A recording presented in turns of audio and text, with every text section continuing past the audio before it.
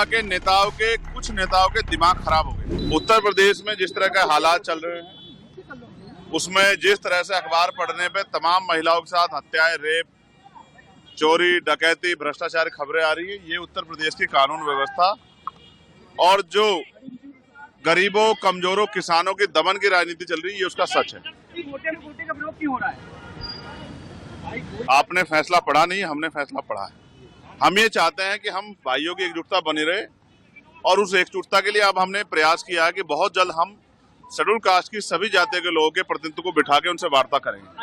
हम कोशिश करेंगे कि एक दूसरे को समझे और इस फैसले को भी समझे, और अगर कोई रास्ता निकालना है तो हम ही लोग निकालें, क्योंकि सरकार की मंशा पे और कोर्ट की मंशा पे हमें शक है।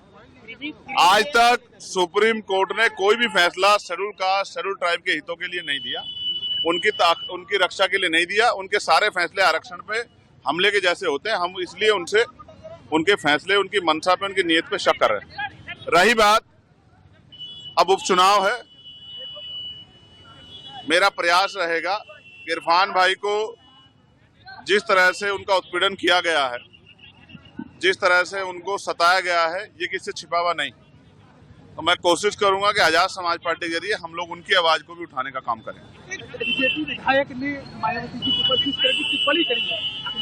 उस विधायक को जूते से पीटना चाहिए। भाजपा के कुछ नेताओं के दिमाग खराब हो गए।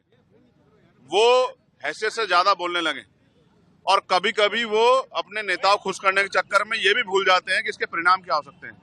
बहन जी हमारी नेता है, आदर्श है, उनके सम्मान से अगर उनके सम्मान में कोई गलत शब्द कहेगा तो फिर भीम आर्मी के लोग, आजाद समाज पार्टी के लोग उससे हिसाब किताब करेंगे। इस बात को मैं उनको सावधान करना चाहता हूँ। नहीं, कोई चुनौती नहीं। आजाद समाज पार्टी के लोग मेहनत कर रहे हैं, जनता उनके साथ खड़ी है।